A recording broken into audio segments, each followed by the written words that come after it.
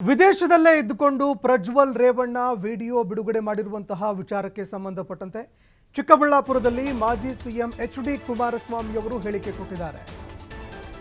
ಈ ವಿಡಿಯೋಗೆ ಸಂಬಂಧಪಟ್ಟಂತೆ ಎಚ್.ಡಿ. ಕುಮಾರಸ್ವಾಮಿ ಅವರು ಹೇಳಿಕೆ ಕೊಟ್ಟಿದ್ದಾರೆ. ಕೂಡಲೇ ವಿದೇಶದಿಂದ ಮರಳಿ ಎಸ್ಐಟಿ ವಿಚಾರಣೆಗೆ ಹಾಜರಾಗ್ತಾರೆ.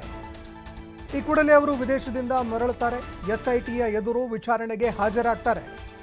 ಎಚ್.ಡಿ. ದೇವೇಗೌಡರು ಎಚ್ಚರಿಕೆ ಕೂಡ ಕೊಟ್ಟಿದ್ರು. ನಾನು ಕೂಡ ಅವರಿಗೆ ಮನವಿ ಮಾಡಿದ್ದೆ, ಕಾರ್ಯಕರ್ತರ ಮೇಲೆ ಗೌರವವಿದ್ದರೆ ತಕ್ಷಣ ವಾಪಸ್ ಬರುವಂತೆ ಹೇಳಿದ್ದೀವಿ. ಈಗ ವಿಡಿಯೋ ಬಿಡುಗಡೆ ಮಾಡಿರೋದು ನಮಗೆ ಸಮಾಧಾನ ತಂದಿದೆ. ಎಸ್ಐಟಿ ಮುಂದೆ ವಿಚಾರಣೆಗೆ ಹಾಜರಾದ ಬಳಿಕ ಸತ್ಯಾಸತ್ಯತೆ ಹೊರಬರುತ್ತೆ. ಯಾರೆಲ್ಲ ಷಡ್ಯಂತ್ರ ಎಸಗಿದ್ದಾರೆ ಎಲ್ಲವೂ ಗೊತ್ತಾಗಲಿ ಅಂತ ಮಾಜಿ ಸಿಎಂ ಎಚ್.ಡಿ. ಕುಮಾರಸ್ವಾಮಿ ಪ್ರತಿಕ್ರಿಯೆ ಕೊಟ್ಟಿದ್ದಾರೆ.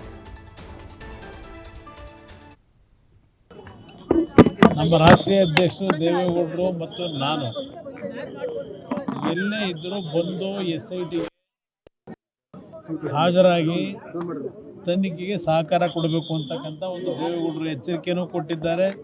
ನಾನು ಒಂದು ಮನವಿನೂ ಮಾಡಿದ್ದೆ ಮತ್ತು ಕಾರ್ಯಕರ್ತರಿಗೆ ಗೌರವ ಇದ್ದರೆ ತಕ್ಷಣ ಬರಬೇಕು ಅಂತಕ್ಕಂಥ ಒಂದು ಮನವಿಯನ್ನು ಮಾಡಿದ್ದು. ಅದಕ್ಕೆ ಹೋಗೊಟ್ಟು ಬರ್ತಾ ಇರ್ತಕ್ಕಂಥದ್ದಕ್ಕೆ ಇವತ್ತು ನಮಗೂ ಸ್ವಲ್ಪ ಸಮಾಧಾನ ಇದೆ.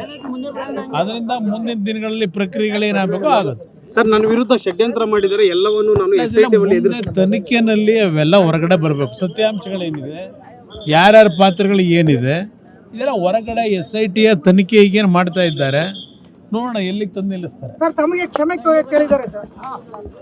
ನಾನು ನನಗೆ ಕ್ಷಮೆ ಕೇಳಿ ನನ್ನ ಕಾರ್ಯಕರ್ತರ ನೋವು ಸ್ಪಂದಿಸು ಅಂತಕ್ಕಂಥ ನಾನು ಹೇಳಿದ್ದೀನಿ. ಕಾರ್ಯಕರ್ತರು ಕ್ಷಮೆ ಕೋರೋದಕ್ಕೆ ನಾನು ಅವನಿಗೆ ಪಾಪ ಈಗಲಾದರೂ ಕಾರ್ಯಕರ್ತರ ಬಗ್ಗೆ ಅಷ್ಟು ಒಂದು ಮಮತೆ ಇದೆ ಅಂತಕ್ಕಂಥ ತೋರಿಸ್ಕೊಂಡಿದ್ದಾನೆ. ಅದಕ್ಕೆ ನನಗೂ ಸ್ವಲ್ಪ ಸಮಾಧಾನ ಇದೆ.